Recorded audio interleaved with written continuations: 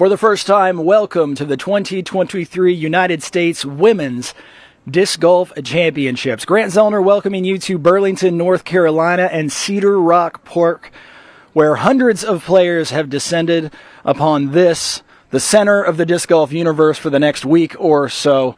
Our first guest today, Chuck Connoly, one of the most prolific tournament directors in PDGA history, leading the charge this week here in Burlington. Chuck, first things first, I could do it, but it'll sound so much more weighty coming from you. Give us some statistics about this event. How many players are here? How many volunteers? What's going on?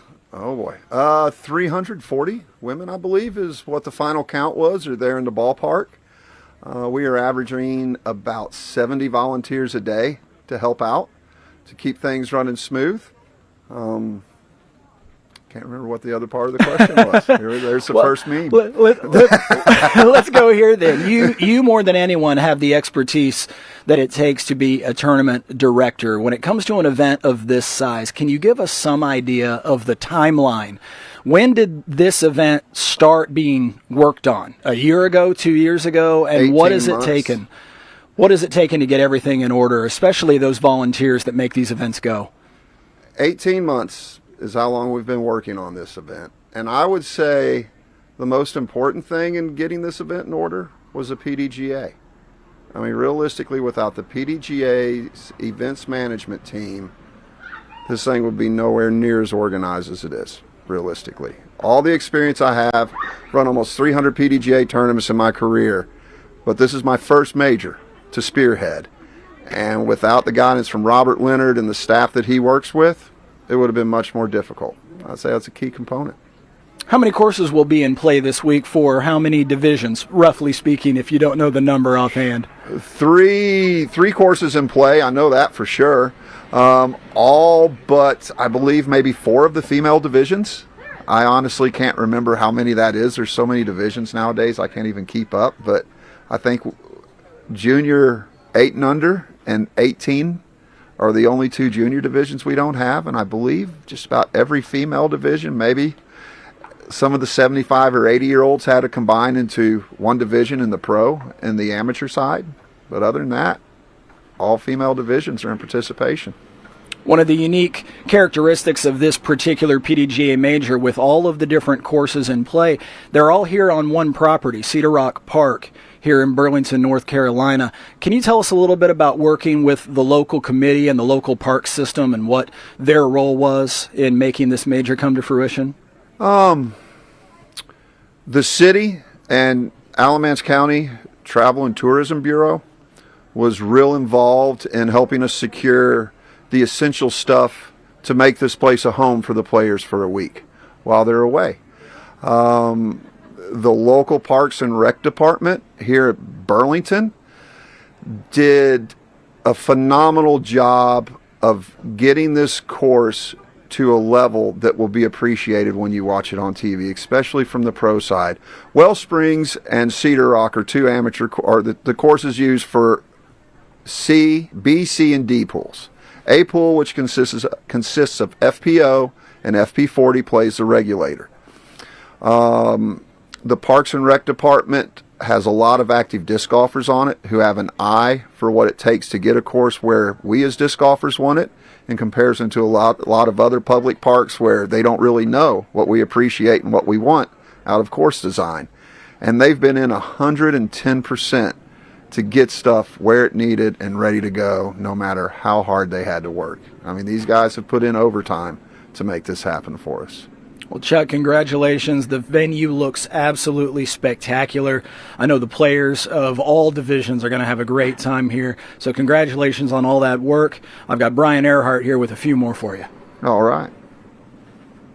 Hello, Chuck. Hey, Brian. A few more questions for you. Let's zoom in on the specifics of the course.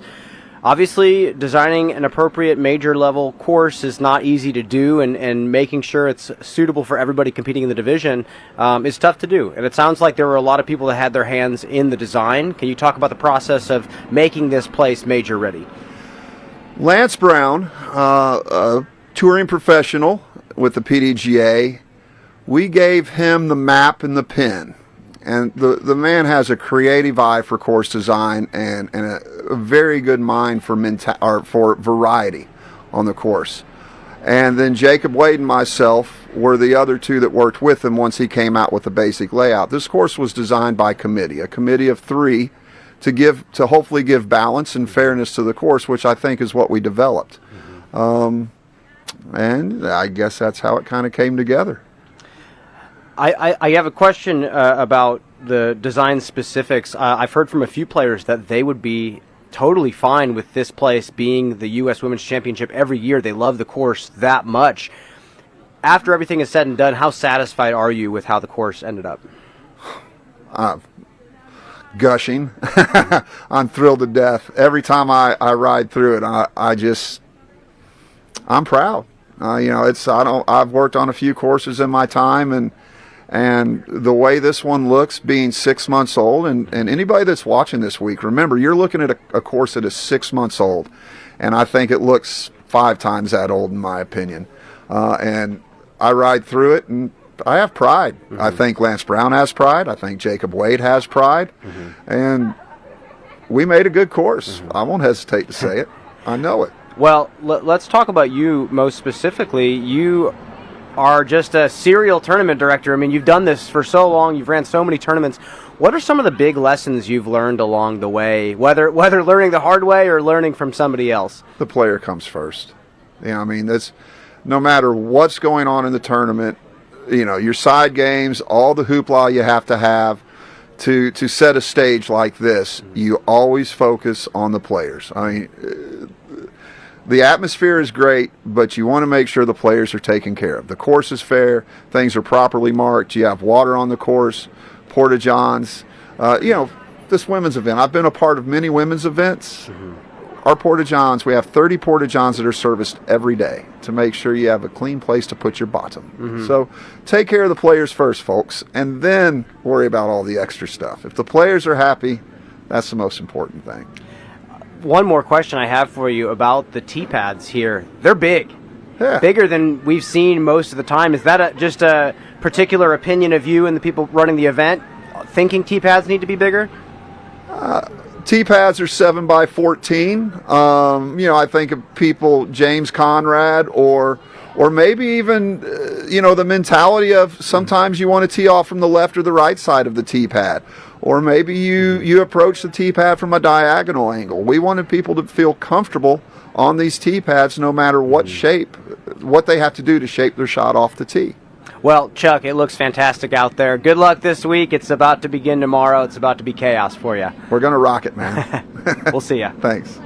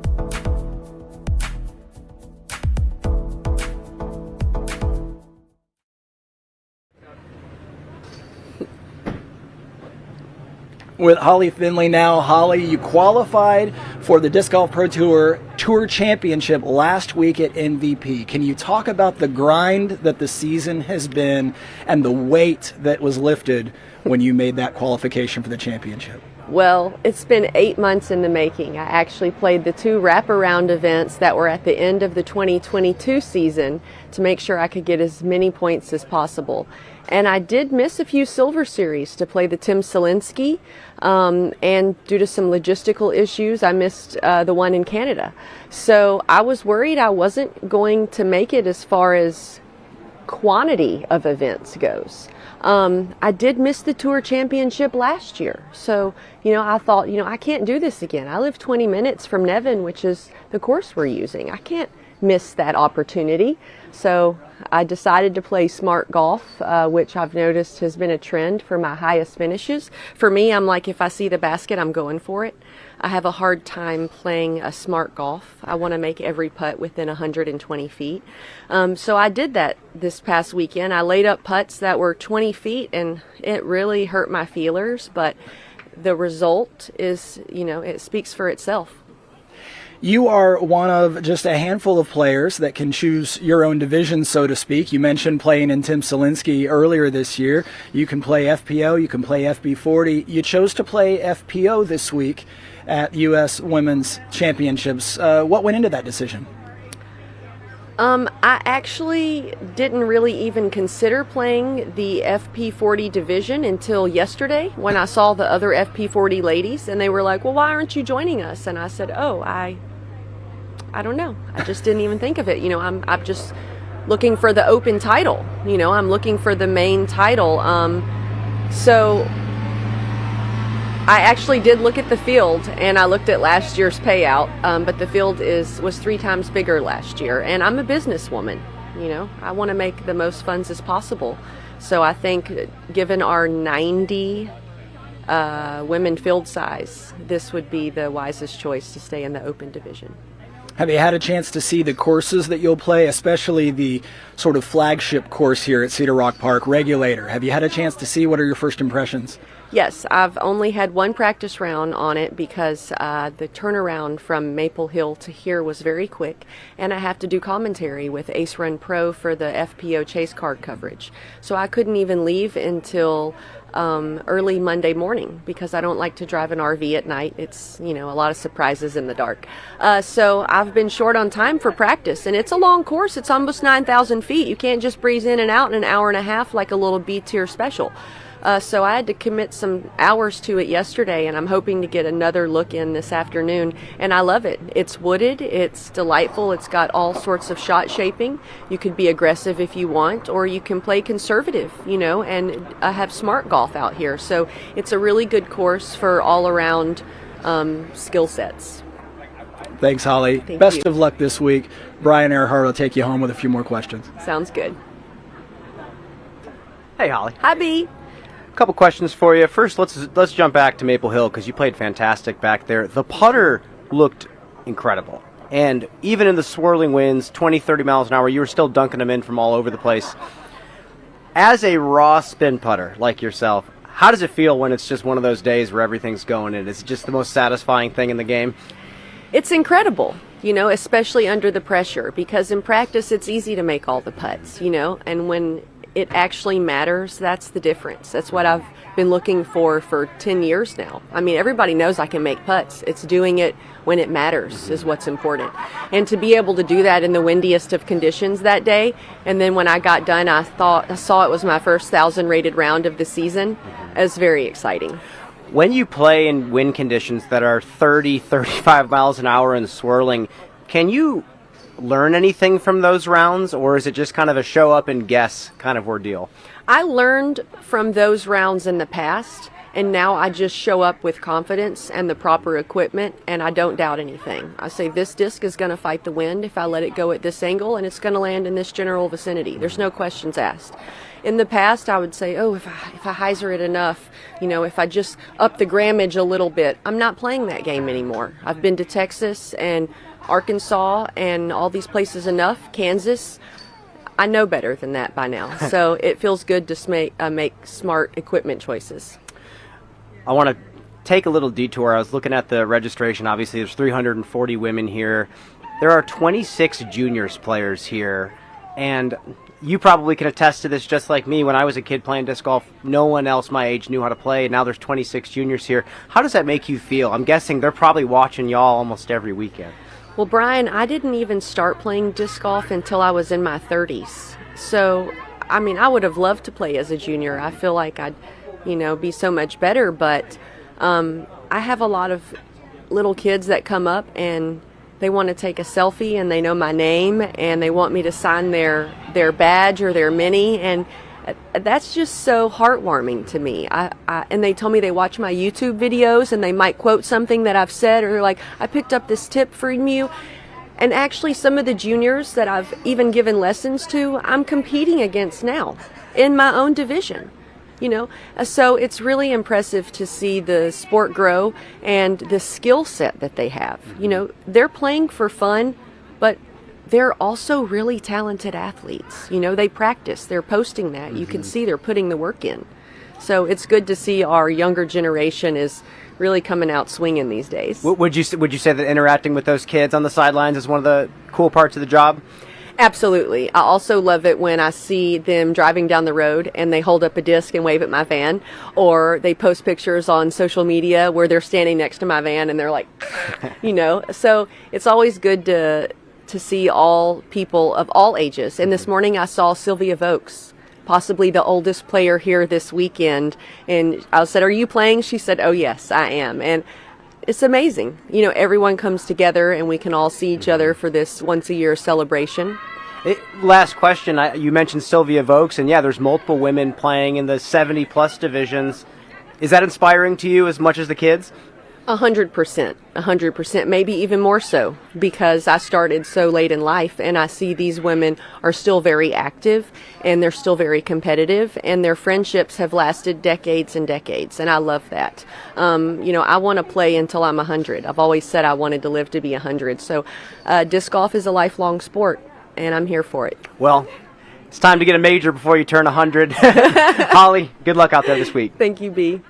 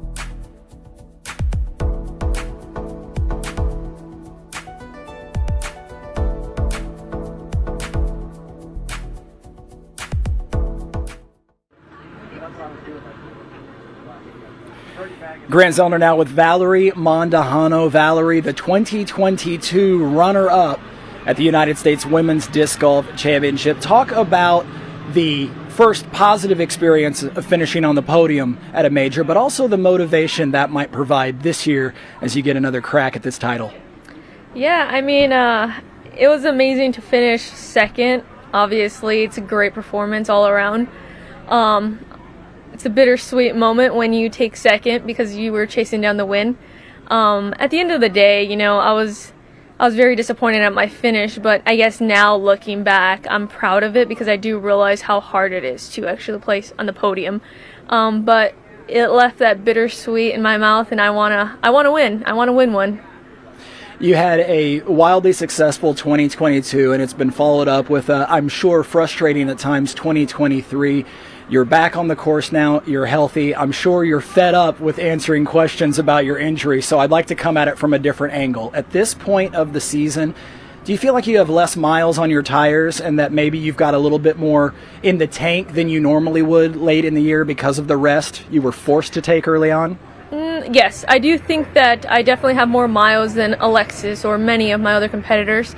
But at the same hand, I'm kind of at the point in my career where I'm like, I want to get better, and I know by getting better is getting more reps under my tires. So in a way, I almost feel like I'm left out on something. I think mentally I'm a lot less drained, but physically I want to throw more shots, and I know it's not the best for me right now just because I don't know if my body can take as many shots I want to give it. So I'm kind of just looking forward to the offseason to where I can tweak my game a little bit more and make it better almost as when I left. I want to at least get back to that point starting the 2024 season, if not better than where I left. In the meantime, you're a professional. You've got work to do, as they say, starting with this week's major. How has your prep been this week after what I'm sure has been a busy few weeks on tour with a couple of other majors and big events in the recent past? How has your prep been for these courses here in Burlington? Well, I took Monday off just because I felt like my body needed the rest. And then I came and played Tuesday. And I threw multiple shots. Multiple putts. If something fell off, I was throwing that shot again. Even if it meant me throwing 6 off the tee, which I normally don't do. I tried to keep it to like at least 1, 2, or 3 tops. So to throw 6, you know, I really want it. And then I was throwing many putts. I kept putting and practicing my putting. I practiced a lot of my jump putts, which I felt like I lacked the last week. I didn't practice as much as I'd like to. So I felt like I gave it my all. Your partner Mason is here. He's just off camera. I assume he'll be on the bag for you this week, and if so, how much of a help is that, both physically and mentally? Honestly, we'll see. I mean, he's a competitor in his own, and I know we're very different on how we like to do things, so I think it's more, will we make it through the end of the round with him having the bag on? Are there topics that he knows to give advice on and topics where he knows to just keep his mouth shut? I hope he does. I mean, honestly, there is topics that he does know where he's like, I'm not going to say anything because I know if I would voice my opinion, I'm killing your confidence rather than boosting it. And so I feel like he'll just take a step back and just be quiet and be like, oh, is that what you want to throw? Okay, perfect.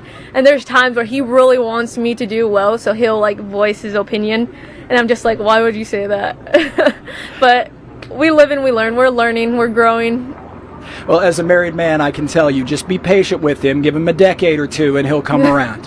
I hope I have a decade. Brian Earhart with a few more questions for you, Val. Gave me a good laugh there. A couple questions for you. You got 7th place at Worlds, 8th place at MVP, solid performances. When you zoom out, obviously you've won before. When you look at those performances where you're just a few strokes off the win, where are those few strokes coming from? Where are you losing those strokes? As far as Worlds, I believe it was round 1 and round 2. I didn't go tee to green. I felt like it was tee, upshot, putting green rather than tee to green. And I feel like for me, or at least how advanced this field is you need to be tee to green. So I think I'm losing those extra strokes in my driving, at least at Worlds. And MVP was a head scratcher for me because it was a lot of my upshots. I couldn't quite make, and I feel like that's the difference in the courses is for MVP you need to be, tee, upshot, green. And I went tee, upshot, green. And I feel like I didn't have the best scrambling game at MVP, which let me down a lot the first day 1 and day 2. I feel like that's becoming a trend lately with myself is I'm having a rough round and a not so rough round, I wouldn't call it for the second round, but then I'm actually coming back on my last few rounds. Scrambling is a hot button topic, especially when we have a lot of woods courses like the one we're seeing this week. How do you practice scrambling? Is there something you can actually do to get better, or is it more decision making than anything? I think it's throwing the disc more. I think that's one part for me, at least speaking for myself, is I don't practice as often as I practice my driving or my putting, just because I'm like, oh, I know how to throw an upshot, so it's the easiest part of my game. I don't have to practice it as much, and I think it's something I guess abandoned, and I need to be able to at least grab 4 of my putters and go to a certain spot at the course and just throw from. Myself, I've been doing lately is I'll grab those putters and I'll just even throw to a tree to warm up. My bad. I'll just even throw at a tree just to warm up a certain distance. And when I'm warming up in the field, actually now, I've been grabbing my mid-ranges and my my mids and my putters and just throwing to a certain distance that I'd like to get to. I think it's just staying sharp all around is the hardest part. I talked to a few players already, and they said that this course is very scoreable. And I heard Holly say that you can play aggressive, you can also play conservative. How aggressive do you feel like you have to play on this course? How many birdies do you feel like you have to get? Oof, I haven't even thought about this. Honestly, I just feel like I'm an aggressive player, so no matter what, I'd rather go for it than lay up because MVP, hole 18, I played the safe shot and took an 8. Obviously, it's my bad, my doing. I could have just went aggressive like I normally would do, and I think I would have saved myself a lot of strokes. So in the end, I think I'm going to be very aggressive, and I'm not going to really put a number on how many birdies I should get. I just want to see what I'm capable of getting. Well, Val, good luck this week. It should be an exciting one. We'll see you out there. Thank you.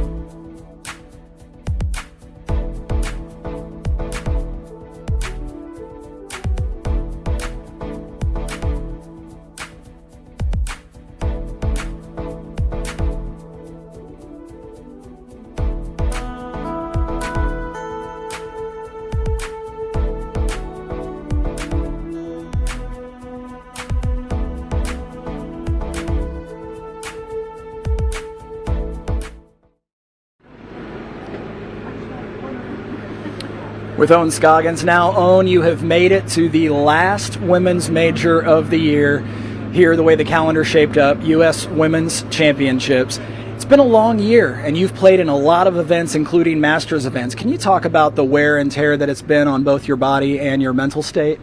Oh man, especially near the end of the year is more, the more mental build up, the more your body just so tired and saggy, whatever. It's just, I feel like everybody feel the same, just like me, like just tired, just cannot wait for the season to finish. But of course, whatever you're tired, whatever, so much in your mental, you have to keep it together if you want to go through and then play a good tournament, so. The elephant in the room, of course, is the brace you're wearing right now on your throwing elbow. I know you're probably sick of answering questions about it, but at this point, how is it feeling? How is it affecting your throws? Of course, it's way better than World. But like I said, it's still like a 60% back. I still get pain in my elbow every time I throw. Now, even before, like 3-4 days ago, my sidearm was not, when I throw, it was not that hurt. But now it starts to get more hurt because I use them so much. I just try to be survival. Only one thing I need to, if I want to get better, is it just need to be not play for a month. But unfortunately, it's not the case. Just think positive and take a lot of ibuprofen and hope for the best.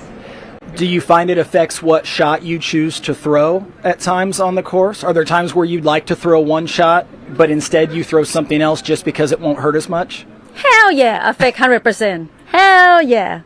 A lot of hole I looking for, okay, this one good for backhand, but I was like, oh my God, I know this is going to be bad. Especially when I could not throw 100% like I want to do. So I'm probably just go like a 50-60%. So that make my backhand not accuracy. But nothing I can do because some hole it just required only backhand. Some hole just only sidearm. Only one thing I can do just after I throw, and I just have try to wrapping and then maybe just try to check it off because I need to use it. It's nothing I can do in this point. I just have to go through and play with the pain. Like I said, no pain, no game, isn't it, right? Ohn, people all the time talk about the kinds of courses that look like they would be good for your game and courses they think wouldn't, and you go out on both and shred and manage to compete everywhere you go. So this week on Regulator and the other course that you'll be playing, where do you think you'll have an advantage? Actually, even I know I throw a lot of sidearm, but this court is just very, very tight sidearm. Even me, I have a hard time with sidearm out here, and backhand also. Backhand is just like you need to hit the gap like so good, and I throw a lot of Anheuser backhand, so I have a hard time to throw straight backhand. So that's, I don't know, I think it's fit for all of us. It's not just only for me. I see a lot of lady practice their birdie here and there. I feel like everybody can win as long as you hit the gap, make the putt, and should be everybody win, yeah. All right, we'll get in that ice bath tonight, rest that elbow, and come out firing tomorrow. Best of luck. Thank you so much. Brian Earhart with a few more questions for you. Hello, Ohn. Hey, long time no see. Long time no see. Seems like we've been talking to you every week this year. I think that's a good thing. Yes. Question for you. You're kind of describing the shapes that you like to throw and how this course kind of seems to set up for one specific shape. Do you throw ever any hyzer flip forehand, or is there any time that you throw something like that? I'm not good about hyzer sidearm because I feel like it's not natural for me, and I might hurt my arm more. So I like to throw flick sidearm. Mm-hmm. So a lot of shape in this course is good when you can throw hyzer sidearm. Mm-hmm. So I don't have that. I just have to find something else, maybe backhand hyzer. And then some shot you need to be required backhand straight, like I said. So I'm not good about that either. I'm okay with it. So like I said, like so many holes, like different shape. Mm-hmm. It's not just only sidearm hyzer, sidearm flick, or backhand hyzer, backhand. It's so many variety. That's why I love about this course. Like it require you to have so many style of of throw. Variety. Yeah, variety. So that's why who have the most variety will win this week. And with the variety, there seems to be a lot of tight gaps to hit too. Do you feel like gap hitting over the shaping is more important? Yeah, I think so, because as long, like I said, you don't need to even throw far. As long as you hit the gap, and even you not parked it, you can lay up for 3. You will get a lot of stroke from people. You can throw as far as you can, but if you not hit the gap, that is very scary. You can kick like far, and that looking for bogey or double bogey. So I feel like hit the gap is gonna be very important and make some good putt. Yeah. Let's talk about putting actually. So you have the new brace on. A lot of players are starting to wear the elbow brace. How does it affect the putting? Does it make it feel more confident, or is it a little different? No, it's not feel comfortable. I just wearing it. This is my first day wearing it. I just want to see what is help or not. But I feel uncomfortable. But of course, like my elbow, if I'm not wearing anything, it's uncomfortable to putt anyway. It's hurt no matter what. So the good thing is help me the most to just take a ibuprofen. So that's take a lot of pain away from me on that moment. But of course, I still feeling, but better than nothing. But this one, we'll see. I'll give it a try for 2-3 days, and we'll see its help. You've played so many tournaments this year. Yeah, We've seen yes. you all over the country. After all this time, towards the end of the year, do you still get nervous? Do you still get the butterflies in your stomach when you're playing a tournament like this? Yes, of course, because different tournament is different feeling, and doesn't matter how much you prepare yourself. You think you're badass? No, you're gonna get like nerving. You're gonna get like excitement here and there. Always, always like when you people watching you, cameraman, people cheering you, it's gonna make you like nervous and butterfly. I always feel exciting and just in there. Do you like feeling those emotions? Hell yeah, I love it. How can you gonna be so happy when you play disc golf and look around, nobody cheering, just so quiet? No, I want cheering. I want happiness. I want excitement. I feel like that's the game. I think that's make me like even more exciting. Yeah. Well, Ohn, good luck this week. Hopefully you're healing up, and we'll see you out there. Thank you so much. Thank you.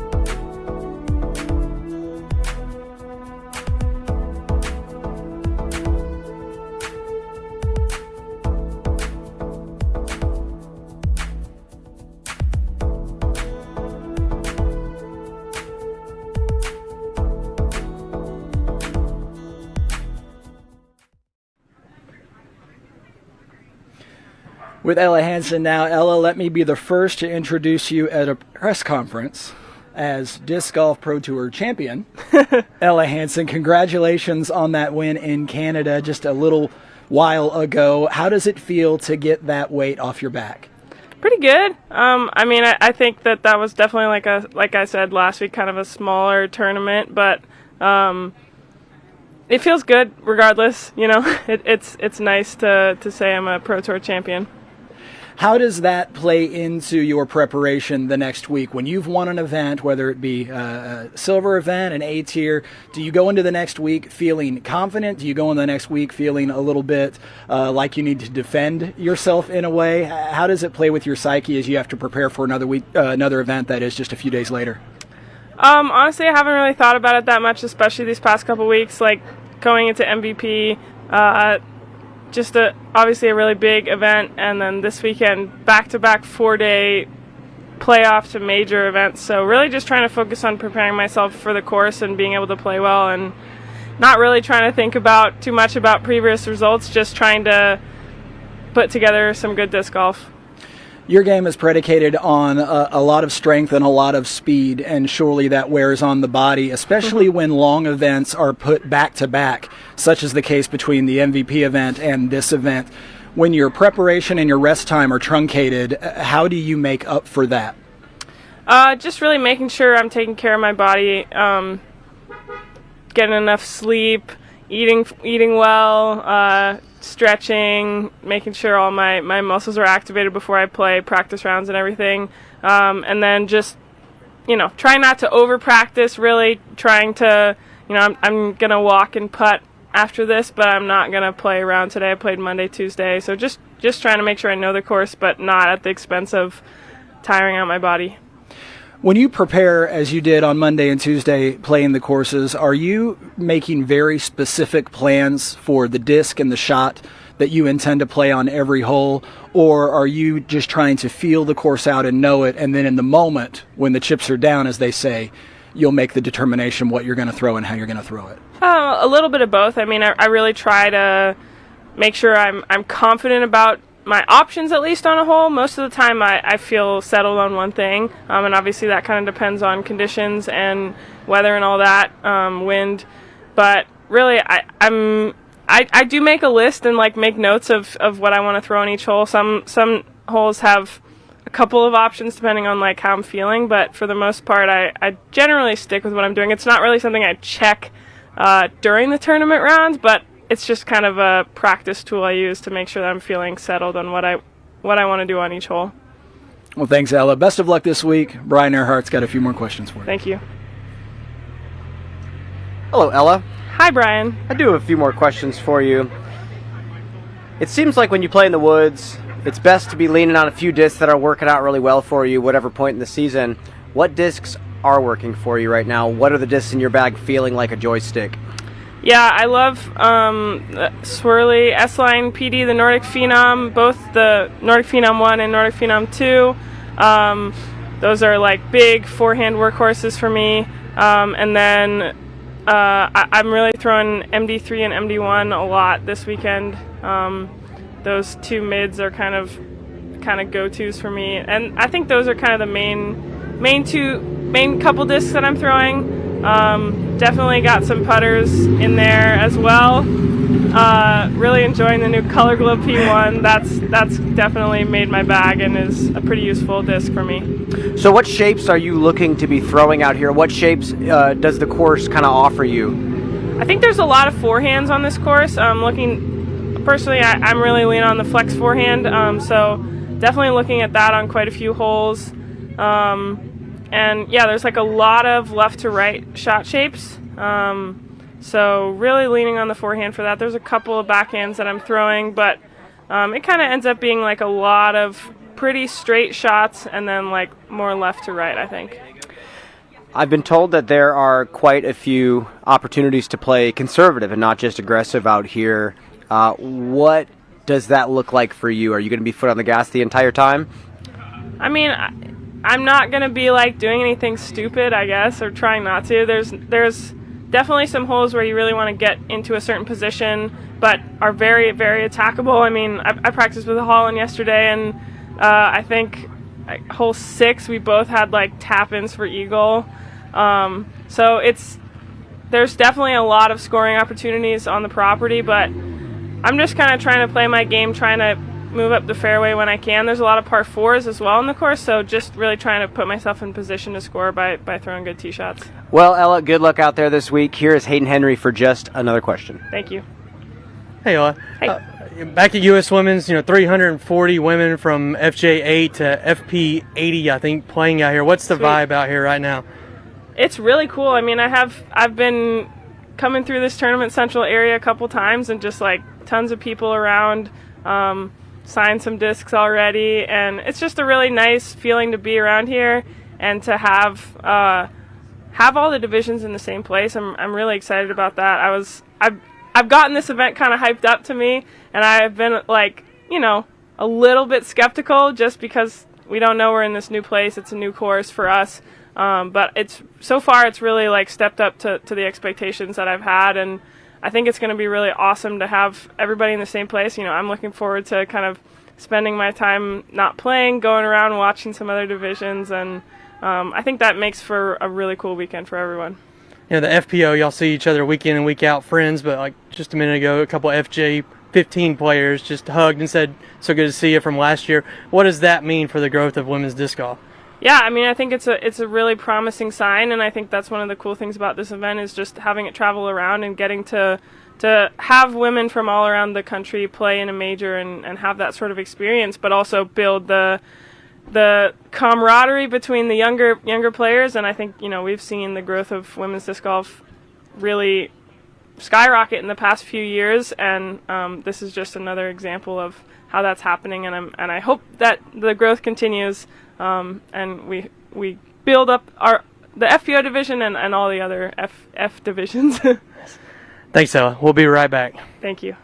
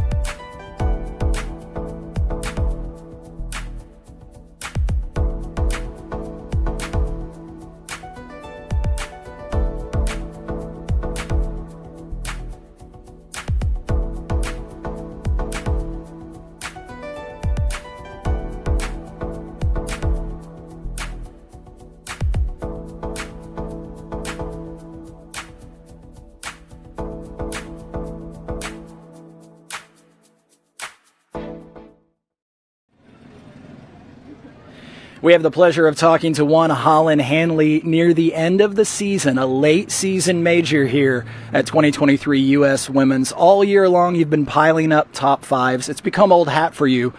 What would it be like, and what is it going to take to get you over the hump and get you on top of that podium? Yeah, I think the biggest thing that's been holding me back from like taking out a tournament has been just kind of my own head. Especially in that first round, I tend to, if I have a slow start, put just too much pressure on myself, and so that's really been my focus these last couple months, is trying to kind of get over that. And because usually I tend to start a little slow and then kind of ramp up, so I think if I can just start kind of medium and then ramp up, that might be enough to take one down. You joined the world of disc golf from the world of ultimate frisbee, and you had success very quickly. Now you're getting used to things like having to do your laundry on the road. You're over here off camera with a gigantic bag. How is it trying to blend the necessities of life with a life as a professional athlete on tour? Yeah, I mean, the reality is I live in an RV and we don't have a washer dryer, so Allie Smith was nice enough to let us come use her Airbnb, and Ella brought me my laundry this morning. She didn't finish quite as good as I did the last couple weeks, so I gotta throw some money her way, get her to do my laundry for me. I'm a helper here. I've been enjoying your educational videos, your short little instructional videos that have been going up on Instagram. Can you talk about why you're motivated to put those videos out? What it is about? Is it passion for the game? Is it a desire just to help others? What is it that motivates you to put those videos out? Yeah, it's a few different things. I mean, obviously social media and self-marketing so important to building our personal brands and creating value for sponsors. So knowing that I had to do something, I wanted to do something that I already liked, which is talking about form and talking about how to get better at disc golf. And so it's had the added benefit of being able to help other people, and then kind of I've got that interest in coaching that I'd like to get into eventually, so it's kind of let me dip my toes into that, and it's been really cool, the impact I've gotten to have. It's been really cool at every event to have people come up and tell me, some people will tell me they like watch me play, but most people will tell me that they like the content and that it's helped them get better. So that's been really cool. Our viewers may have heard that just off camera a few minutes ago. All afternoon here at U.S. Women's, there have been vehicles pulling up, players getting out, seeing friends that maybe they haven't seen for a year or more, big hugs, big reunions. Can you talk about the vibe and just the atmosphere here at U.S. Women's? What makes it so different and so special? Well, disc golf, being a sport that's predominantly a male sport, it's mostly men in the sport, so if you're just staying in your own local region, you might not actually get the opportunity to play with women very often. So it's really cool to come to a place and have hundreds of women be here of all ages. We've got juniors, we've got pros, we've got amateur and masters professionals as well. People all the way from 12 to like 80 come out here, and it's just us kind of getting to be together and support each other. It's been a really cool experience. I want to congratulate you on a very successful season and wish you the best of luck at this PDGA major. Great. Thanks, Holly. Thank you. Brian Earhart next with just a few more questions. Hello, Holyn. Hey. Just a few questions for you. I'm going to ask you a similar question that I asked Val Mandujano. You got third place at the World Championships, sixth place at the MVP Open. Those finishes where you're so close and there's just a few strokes separating you from the winner, it seems like the mistakes amplify themselves after the tournament's over because it's just a few that you made. Mm-hmm. Where are those strokes coming from? I think this past weekend, honestly, the first two rounds, my backhand drives felt just very, very off. It felt like I was early and then I would overcorrect and be late. And so it kind of felt like I was trying to scrap together a good round despite my release point being off. And then, honestly, doing the CTP contest really helped me find it again because, I didn't really care what happened. I was going to get some money regardless just for, taking 100 steps away from my trailer. And so just going up there and chucking some nukes across the water for fun, I realized, wow, that's the best I've hit my lines all week. And it was because I was just being really free and not really worrying about results. And so, trying to kind of take that into the last two rounds, threw a whole lot better. I was putting pretty good. So I think just kind of remembering that I need to not worry so much about the shot and just throw. My body knows what to do. What kind of thrower are you when it comes to accuracy? Do you like to throw close to one speed and just change the disc out, or do you like changing speeds up when you're throwing different shots? I generally try to stay at about 75-80% speed. If it's like a bigger hyzer or something where I can be a little bit more off, I maybe go a little bit faster if I need to get the distance. But generally, I like to stay around that 80% and just change the disc. So how does that work out on these courses here? I mean, it seems like there's a great variety out here. Are you able to do that? Does that bode well for you out here on this course? For the most part, yes. There are some shorter holes where distance control is really important. And so for some of those, I'm actually going to be going to like a standstill so I can kind of throw closer to full power. But it'll end up coming out maybe more like 50 or 60% power. Yeah. Well, we're just going to have to address it. There's been tractors and gators and lawnmowers going back and forth throughout this entire interview, but the fruits of their labor are showing themselves. This course looks absolutely beautiful. Can you talk about the work that's been done out here? Oh yeah, I mean there's not a muddy spot on this course. There's mulch everywhere, there's good signage everywhere, there's people asking me every 3 or 4 holes if there's anything that I see missing or anything that we need. They've been really fast to respond to, more water on the course, more bathrooms on the course. So I can definitely tell they're trying to hold things to a higher standard this year. Last question that I have for you. How much does distance help on this course? Are there certain holes where having that 400-plus foot golf distance gives you a much bigger advantage?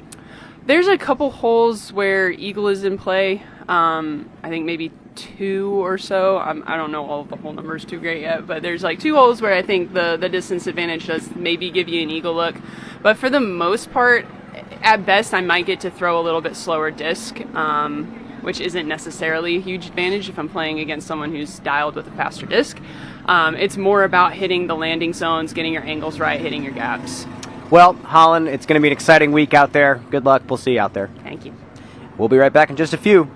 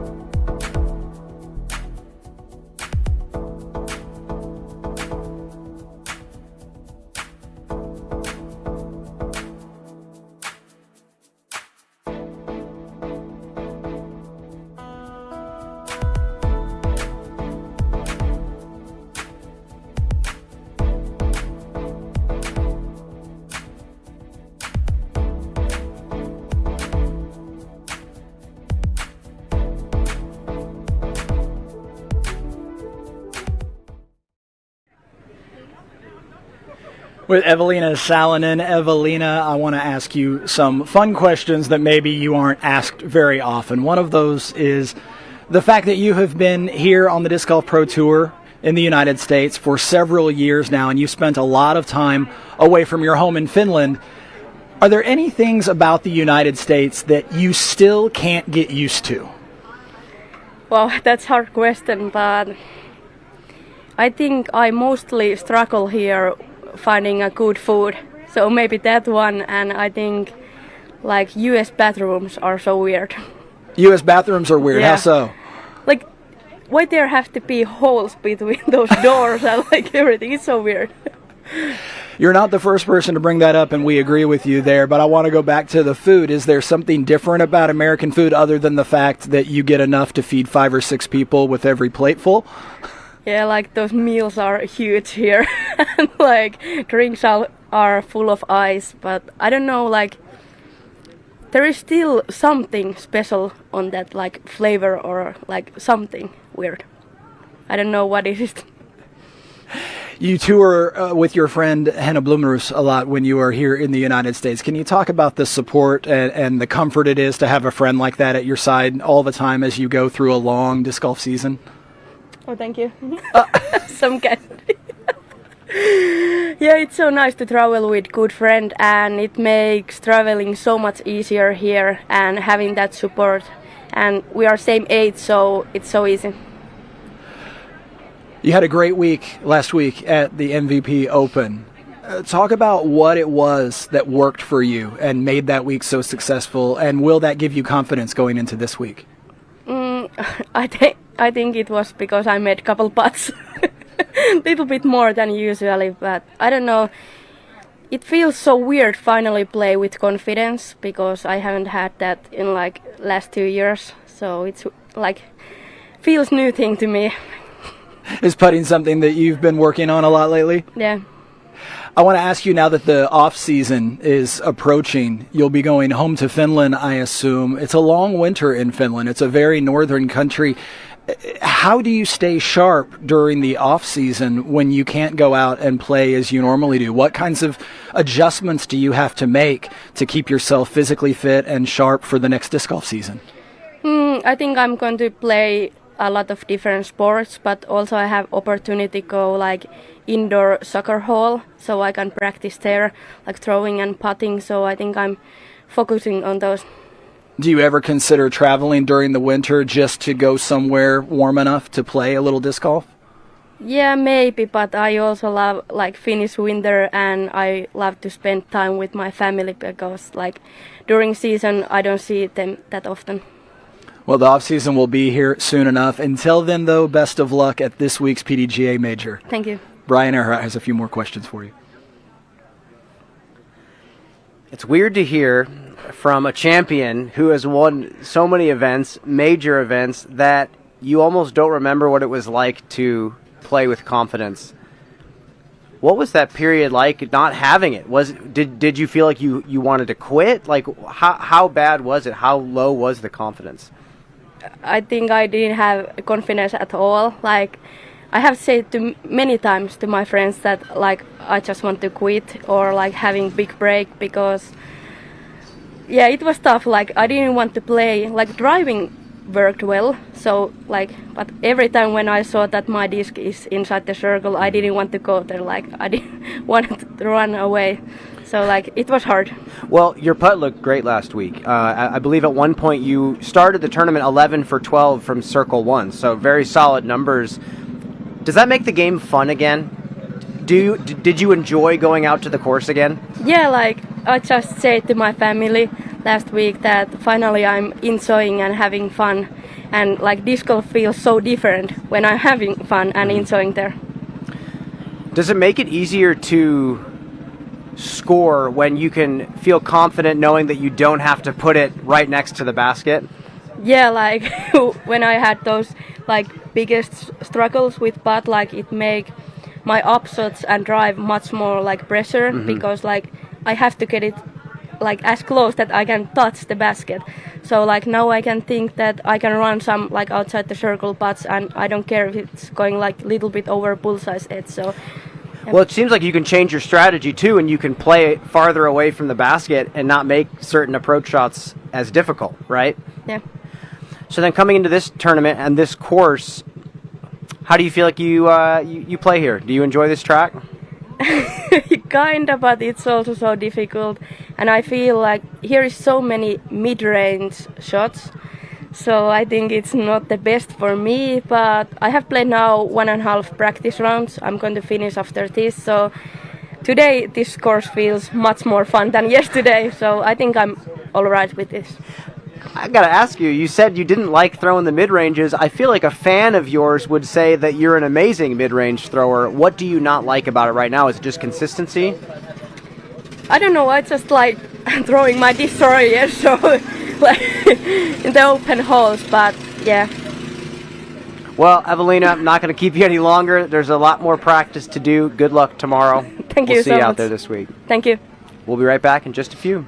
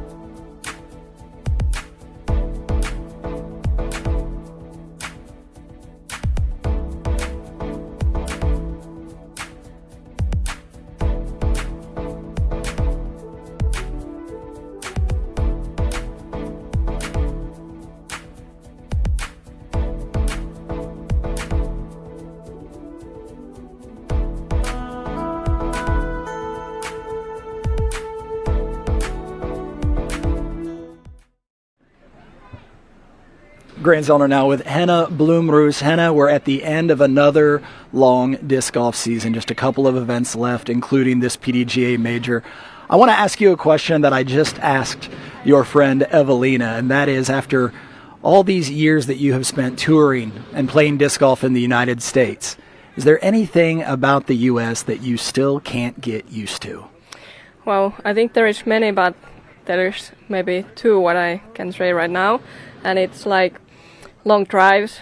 I think I never get used to those. Like 10-hour drive, it's much for me, too much, and yeah, gas stations, they can be really sketchy and scary places here. Sometimes I really don't want to stop there, even when I have to. So yeah, those things are a couple of things. Those are two answers that I haven't heard yet. Thank you so much for that. Henna, you had a very successful go at the Pro World Championships just under a month ago with a top 5 finish. What was it that was working for you in that event and that helped you to perform so well?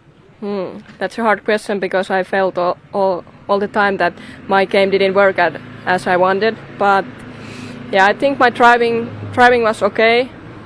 it wasn't perfect, but it was okay, and I made couple good putts, and that's it. But I still know that I can do way better. You've been here in the U.S. playing several events now for this stint for a little while, including Worlds, including last week at MVP. Anything about your game at those specific venues that translate well to the venue here at Cedar Rock? I don't know. That's a hard question. I don't know. Maybe here you need to hit the caps, so I think that's good from the MVP. We needed to hit caps there too. What will be success for you this week? Will it be, are you going for the win and nothing else? Will a top 5 or a top 10 feel successful? How are you measuring success at this point in your career? I always want to win, but right now it feels good to play top 5 finish or top 3 finish. I'm looking for that. I also asked Eveliina this question. You all have been traveling together for quite some time now. How much comfort is it having a friend, a close friend, always with you on the road during these long jaunts in a foreign country? What does that do for you confidence-wise? It's really a big thing for me. Like, I think I couldn't do this without Eveliina. Like, it's great to have Finnish people with you. You can talk Finnish, and we understand each other so good when we have bad day or when we have a good day. I think it's so good. Yeah. Well, thanks for sharing your talent with us. I wish you the best of luck this week at this PDGA Major. Thank you. Hi, Henna. Hi.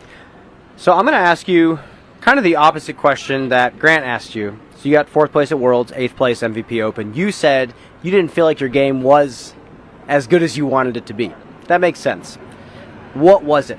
Where do you feel like you cost yourself strokes?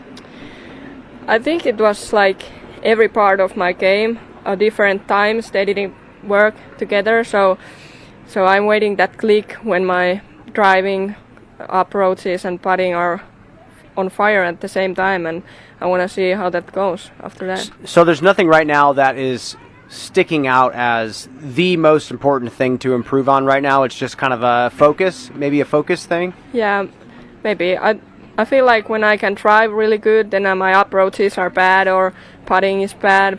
I think the putting is most important thing what I need to improve on this off season still. But yeah, I think that's it. How do you improve your putting? How do you actually get better? I mean, you can sit on a basket and throw a million putts. Does that actually make you a better putter? For me, no. I have done that so many times. I think I just need to focus more and think what I'm doing, like not just putting, just what I need to do to make that putt. And yeah, a lot of the reps, but not too much. When it comes to the way you play right now, it seems like you obviously have a lot of speed. You throw the hyzer very, very well. What shot shapes do you throw out here on this course? Do you feel like there's one specific shape that you like the most? I don't know, there is so many holes, so many different holes. I think there is so many like little hyzers, hyzer flips, hyzer straights, and flat shots. Not too many anhyzers, but yeah, I think. Are you enjoying this course? Are you enjoying the way it plays? Yeah, it's fun. It's fun. it's fun. So with that, with the scoring, is it going to score very far under par? Do you feel like you have to shoot close to a 7, 8, 9 under par? Yeah, I feel like I need to do that. It's hard to do that if you are a little bit off the fairway. You can get like so big number from there. But if you hit the gaps, then you need to play like 8 under, 10 under. But yeah, I feel like you just need to hit the gaps. Yeah. How does your gap hitting feel right now in regards to your footwork, your arm swing, everything like that? I think everything is pretty good right now. Perfect. Well, here's Hayden Henry for just a few more questions. Thank you. Hey, Henna, just talking about this event, there's 340 women and girls from age 8 to 80. What's it like being here competing at a women's only event? Wow, it's an honor. It's a huge tournament, and I'm really happy to be here. It means a lot to women's disc golf. Yeah, what can we do to continue to grow women's disc golf? I think we are doing everything right now. Like, we are doing coverage from the FPO2 and juniors and older women and everything. We just need to be like active on social media and tell everyone that you don't have to be the best to come here. Is it inspiring to see an 8-year-old walk around and putt and make big putts and big throws? Yeah, definitely. Yeah, I love to see that. Awesome. Thank you, Henna. We'll be right back. Thank you.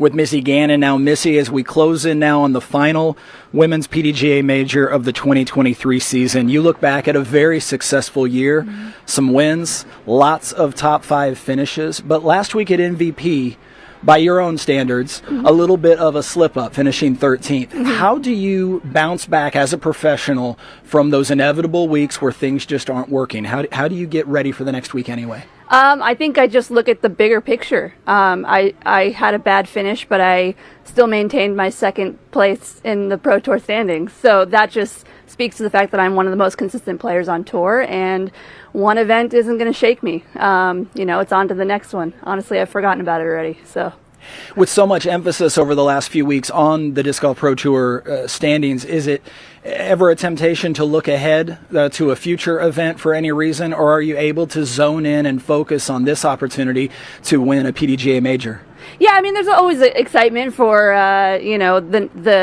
the coming events, especially when they hold a bit of a bigger weight. But I try my best to stay in the moment, and again, focus on the one that's in front of me, and honestly try to narrow it down even more and focus on the round that's in front of me. And you hear it all the time. The most important thing is to focus on each and every shot and not the overall outcome. So it's honestly just working down from that big picture and then trying to really have some tunnel vision when it comes to trying to take down a win. You have to start by throwing the shots. So yeah. The most prestigious events of the year are always the PDGA majors. This one, though, is a little bit special. So many divisions, all women, amateurs, professionals, senior professionals, and everything in between. It's like a family reunion. From your perspective as a pro, what is it that you see about this event that makes it so special? I mean, yeah, just what you said, having so many women of different skill levels, different, divisions, all coming together. And while we might not be playing the same course or the same layout or whatever, we're on the same property. And I can look to my left right now and see a few juniors and some FA1 players. And, I look across from me and I see some FP50, FP60, it's really cool to finally come out and see the people that might have been cheering you on all season, who are trying to do what you're doing, just in a different way, in a different level. It's great. It's great to see what the future is bringing us. And also just to see some of the legends that I've heard of, that I've seen, that I've, been able to look up to myself. So it's really cool. Another thing that make events like this PDGA Major so special, all of the ancillary events that go with it, the things that go on in the evenings, for example, or something like what you're getting ready to do in just a few minutes, which is play in a skins challenge. Your burns and your ability to have fun with your fellow competitors are pretty legendary. I have to ask you, do you have a notebook? Do you write down ideas for how you're going to get at your competitors? Do you ever wake up in the middle of the night and jot something down to save for the next time? Not really. I mean, the internet can be a sensitive place, and even if we know, Kristin and I are cool, Ohn and I are cool, we're all cool. Like, the people I'm playing with today, especially in skins, we all get along. It's super fun. Want to be able to keep it loose without having people be like, oh my God, I can't believe she just said that to Kristin or whatever. We all love it, but you gotta kind of be a little, you gotta hold back a little bit, just because of that. But I just love having fun. I don't think about it too much. I just try to think about what comes to me in the moment and just try to have fun. That's what we're trying to do, especially for skins. It's competitive, but it's mostly just a great time to kind of let loose a little bit with your peers and your competitors. So what you're saying is, if on camera we ever catch you whispering in, say, Kristin's ear, that's just a burn that's not safe for prime time. Is that what you're saying? Right, for sure. Yeah, absolutely. Missy, best of luck this week. Have fun as you always do. Yeah. Brian Earhart's got a few more for you. Thank you. Hello, Missy. Hello. I want to talk to you about the specifics of this course, as we have motorcyclists right next to you. Nice. Also likely very excited for this Oh, yeah. tournament this week. Talk about the shapes out here. I'm asking a lot of different players. There's a huge variety. And I think I want to ask you this specifically because I'm seeing a ton more variety in your backhand. Yeah. A lot more shot shapes, a lot more different discs that you're starting to throw. What does that look like for you out here? It definitely, I'm definitely utilizing a few different shot shapes out here. We have some elevation, uphills, downhills, but you still have to keep it controlled. So I love leaning on, when it's like a big swooping hyzer, you would think, okay, let me throw something overstable, but it's really like a soft hyzer flip with something kind of understable that's just going to glide forever to the left. I love those kind of shots where it's like not as intuitive right away, but if you know your bag and you know your game and discs really well, it's cool when those shots are finally able to be pulled out of your bag. So, I'm leaning on my Mantis, which is understable. I'm still obviously going to be throwing a ton of thrashers, but they're great for throwing those straight power shots. So, you'll see a lot of backhand anhyzers, hyzer flips, straight shots, probably a couple of forehands. It's gonna really showcase, I think, the well-rounded players in our division. So does this course lean towards forcing specific lines off the tee, or does it give you multiple options to attack the course? I think that there are definitely shots that you have to be mindful of placement. A lot of the time, there's a couple shots where landing zones are really important, and I love that challenge. I think that that's something that I feel like this course and the designers really hit well, is that if you want to make a course more challenging, then make us have to throw in specific landing zones, or else you're going to be pinched off, or you're going to have to throw some crazy scramble shots. So I think that's a really cool utilization of the woods out here, and I think that that's one of the more challenging things to do is to land in specific spots. Well, yeah, I want to keep going with that, because I walked the course this morning again and was blown away at how often they challenge depth perception out here. How close can you get to a specific spot without going over it? And with how many players are using the Bushnell rangefinders these days, and kind of solving that problem, depth perception is still difficult. Yeah. Would you agree with that? Yeah, absolutely. I mean, it comes down to feel, and it comes down to knowing your discs, and just execution. You know, you might know that I can throw my Undertaker, 275 feet, and it's going to hyzer out at the end or whatever, but it's really going to come down to trusting that you know how to do that and then executing it. So, I think that, again, it's going to come down to who knows their discs really well and who makes the right decisions. Well, we're playing 4 rounds in the woods, and it seems like everybody has a different mindset that they try to bring into a wooded tournament because of what can go wrong, or maybe what doesn't go wrong. What is your mindset this week going into this course? Just trust myself. I know how to throw all of these shots. It's been a long season. I've thrown every single shot you could probably imagine, and I know what I'm doing. So I just have to lean on my confidence and lean on the fact that I know that I'm capable, and just send it. Just a few weeks left, and you are very close to being back home in Pensacola, hopefully with a major title. Missy Gannon. Thank you. We'll see you next week. We'll be right back in just a bit.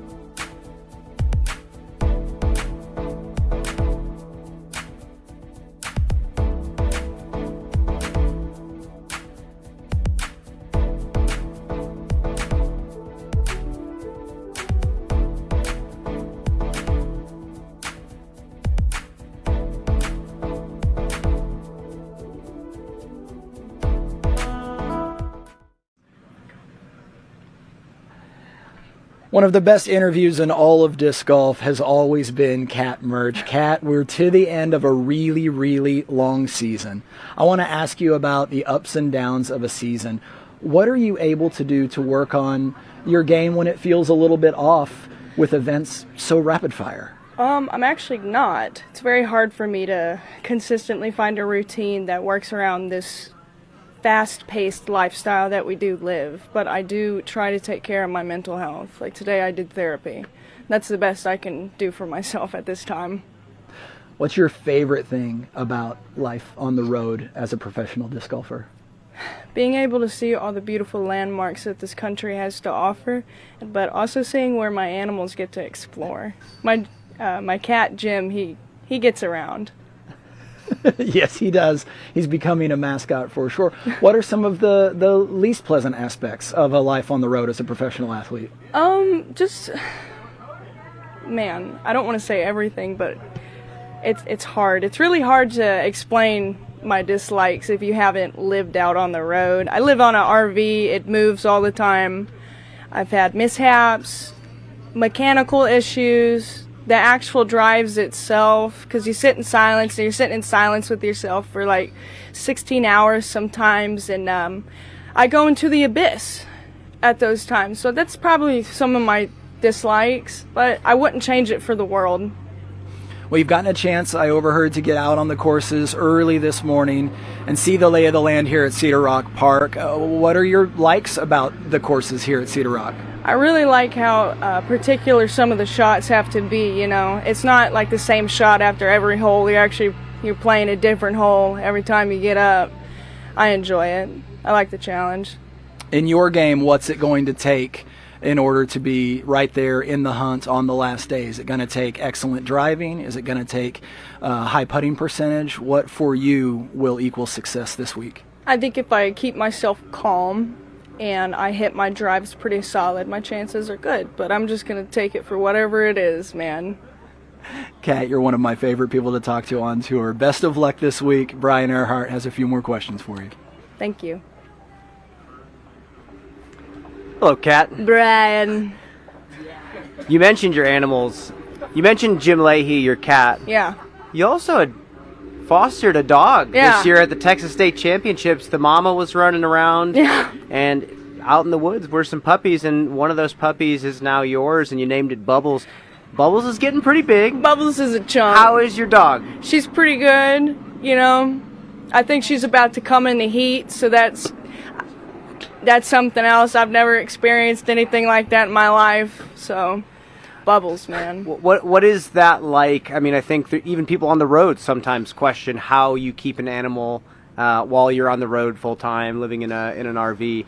What is your day-to-day routine like when you're competing with these animals? Oh, when I'm competing on the competitive days, well, I wake up, I let Bubbles out, I try to find some woods for her to go potty in because she doesn't like to do it out in the open. And after that's done, I'll put her back in the RV, put her up on the bed with Nico, and then I'm out on my day, and I come back and she's usually out. Jim's already out, though. Jim's been out the night before. I kicked him out at like 3:30. So he's been out hunting, and he'll bring me back some rats and stuff. Sometimes in the morning, Bubbles will get a hold of that and shake it, but that's every now and again. Well, yeah.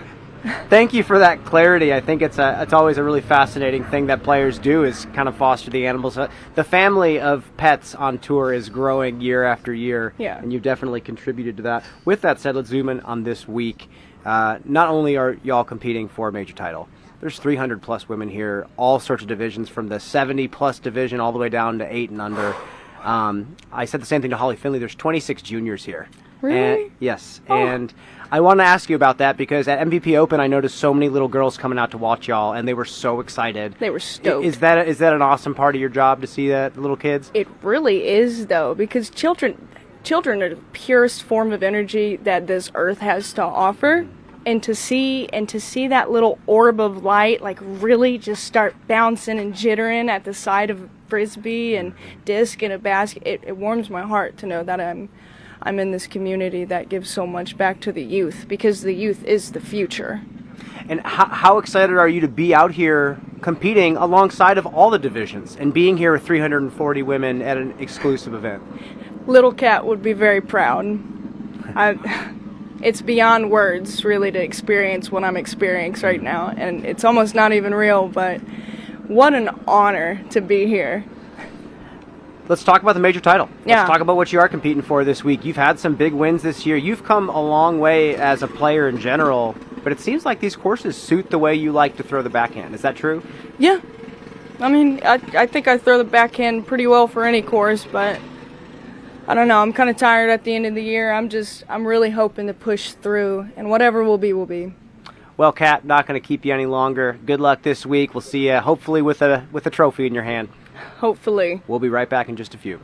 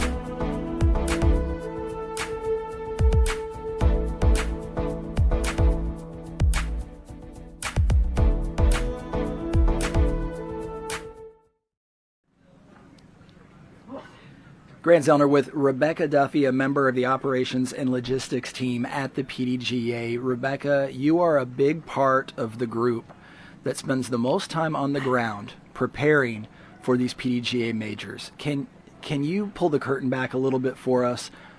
The amount of work it takes your team every time there's a PDGA major. Well, the preparation starts way before the major even is close. We start with the LOC, the local organizing committee, and we try to plan the different venues. You have to take into consideration, you got to have a players meeting. If it's Worlds, you got to have a field events venue. So there's a lot of stuff that goes on even before we get get on the ground. Once we get on the ground, we're setting up feather banners, tents, just to make it look more major-esque, and so everybody knows that when they drive into a certain park or a disc golf course, they know there's a PDGA major happening this week. So to give people an idea of that last hectic part of preparation, we're here on Wednesday, the day before the event starts, but how long have you and other members of your team been on the ground here in Burlington, North Carolina? There has been a couple of our team members that have been here since last week, and there's a few of us that just came from Maple Hill, where we were supporting the Disc Golf Pro Tour at Maple Hill, and we came straight down and started working. It's a job that never stops. That's true. It never stops. In the little spare time you have, and I say that tongue-in-cheek, you're also a part of a lot of women's initiatives at the PDGA. It's an open-ended question because there are so many that you do. Can you just shine a spotlight on a few of the women's initiatives going on right now at the PDGA? Well, one of the big ones that everybody knows about is our Women's Global event. It's happening May 18th and 19th in 2024, and it'll happen every even year. So we have dedicated ourselves to concentrate on that event every even year. Also, we just added back in May 7 new members, and now we're getting different perspectives from different regions, including some other countries, New Zealand, Mexico. And so we're trying to get those different perspectives on how we can encourage women to come out and play and to grow our women's membership. And you're talking about the women's committee that meets regularly at the PDGA. Yes, they're doing a fantastic job. I mean, the women's committee has been very active lately, and they're, just adding those 7 members will shine a light on how we can encourage and we want to grow our membership, because we have so many members right now, but women are still only a little over 7% still.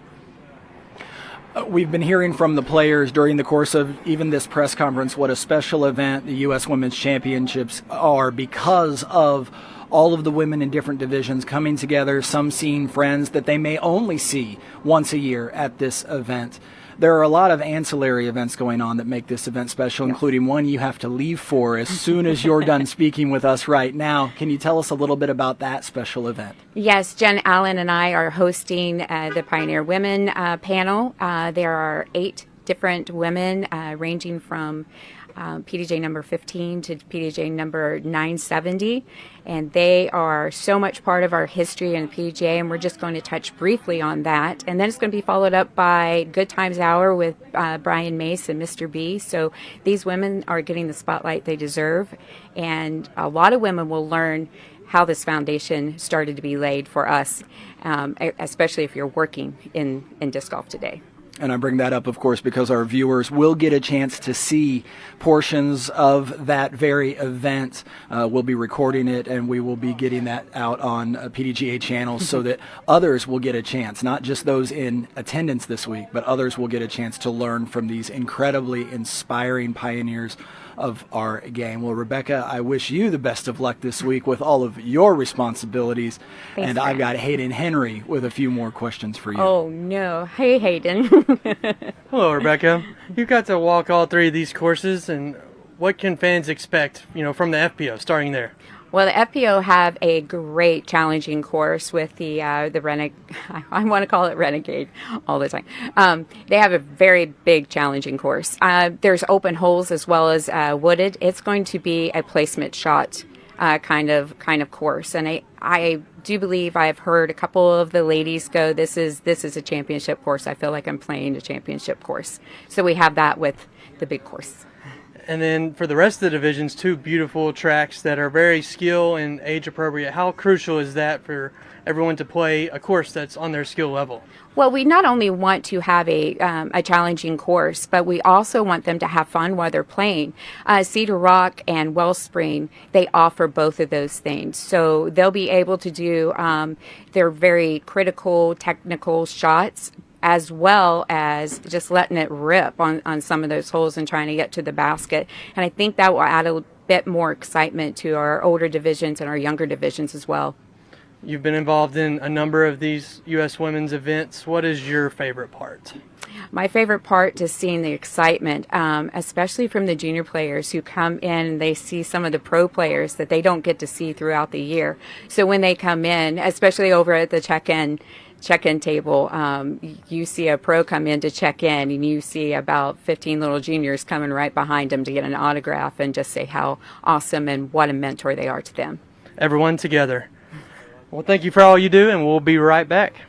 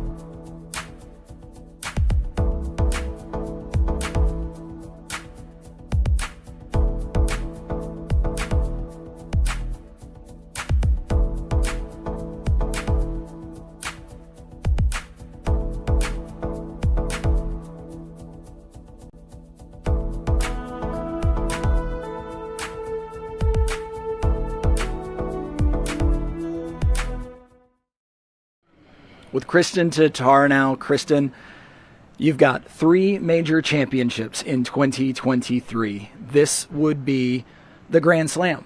Mm-hmm. Are you thinking about that? And is it motivational for you this week? Of course it is. It would be something that I would have not imagined doing. So it would be a great achievement, but I feel like, again, it's not worth contemplating about right now. If it happens, it happens, and if it doesn't happen, then it was supposed to go that way. So I try not to trouble myself with these thoughts too much.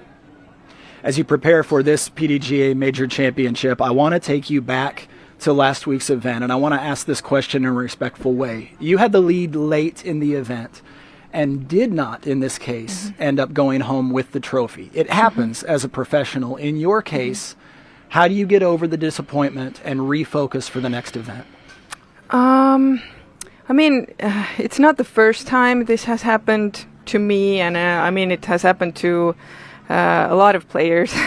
Of course, it stings at first, but it's just part of sports, and sometimes this is how it goes.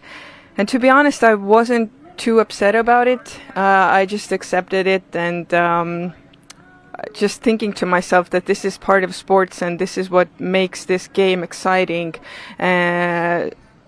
Yeah, I should have played a little bit better to take down the win. I feel like the game was like on and off for me last week. It wasn't as consistent as it has been before. But I was just happy to be still in the hunt for the win, even when I had some bad moments on the course. So yeah, I don't really think about it anymore. In the days since then, have you thought about your game and thought about what wasn't working so that you can fix it, or do you just put it behind you and charge forward into the next event? I don't really think that anything really needs fixing. I feel like if I start to think that way, then I think that there's something wrong with me or with my game, and I think that could end up being even worse. So I think it's just about building up that confidence in my game and in my shots, knowing that I'm able to win and play good scores out there. So yeah, this is something that I will be trying to focus on, and not necessarily the mistakes I've made or will be making. Speaking of confidence, you're here at an all-women's event. Silver is here, of course, as usual, but also your daughter is here, and she doesn't get to travel every time you do. What's it like getting to play in front of your daughter and having her watch what mom does for a living? It's been so much fun. I feel a lot more relaxed, I would say, because the whole family is here. So I know everybody's whereabouts, and it's just been fun to be able to experience this together as a family. And I know that she will love me whatever I do on the course. Doesn't matter which place I will end up. I mean, yeah. So it's just an enjoyable trip for me. Does your daughter have any players that are her favorites out there, other than mom, of course? I don't know. I haven't asked. I'm hoping that I'm the favorite, and it will stay that way, hopefully. There's absolutely no doubt about that. Best of luck this week. A historic opportunity for you, and I wish you the best. Thank you. Hi, Kristin. Hey. A couple questions for you. Zooming in on the course that you are chasing down this Grand Slam at, I heard from one of the other employees of the PDGA that you really like this course. Why?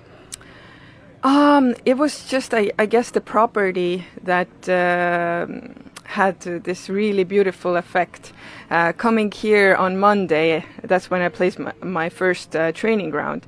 There was just so much room, and seeing the canvas that they made this course out of, it was just, I don't know, so enjoyable. And I think it's a very appropriate course for women to attack.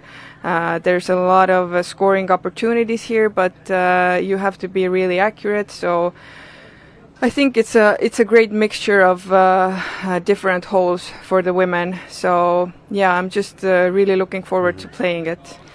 I was walking the course this morning, and I saw that there were a few holes where it seems like you could go with a hyzer flip righty backhand, or you could drag a forehand over and throw a flex shot. Are there any holes that you're opting for one of those longer flex forehands over the hyzer flip? I think I tried on a couple of holes, but mostly I I'm not going to try anything too crazy on this course. I think it's not about distance. It's about placement and putting yourself in position to birdie. So I think going too aggressive is not necessarily beneficial. But I think even with a safe play, it's possible to get some eagles out here if you're accurate. So, like I said, it's very scoreable here, and you don't have to be like too crazy. Mm-hmm. I would say your distance is towards the upper echelon. I mean, there's a handful of players throwing very solid golf distance. Does throwing the distance driver long and straight help at all out here? Maybe on a couple of holes, but again, I feel like it's mostly about accuracy here, not about distance. Well, fantastic. Kristin, here's Hayden Henry for a few more questions. Mm-hmm. Hello, Kristin. Hey. 341 women and girls playing out here from 8 to 80. Describe the vibe of what it's like around here right now. It just brings a smile on my face. I was just talking to some of the ladies out here, and that I've missed this event 4 years. Yeah, 4 years ago was the last time I played a women's event, and it's so much fun being back here and seeing all like the top guys like pointing out what to do and helping out the women and being very supportive, and all the ladies just having fun here. And I mean, it's just a really great vibe, and I'm so happy that the women's sports is growing. So yeah, it's just, I'm enjoying this week. What do we need to do collectively to continue this growth in women's disc golf? I mean, honestly, just having places like this for women, just beautiful property, appropriate courses and holes to play on that they feel like they can attack and score well on. That's not like over their like power limits. So yeah, and just being very supportive of each other and encourage women to get out here and tell them it's safe and yeah, just being supportive. Well, thank you for the time, Kristin. We'll see you tomorrow, and that will wrap up today's press conference. We'll see you tomorrow for round 1 of the USWDGC. Thank you.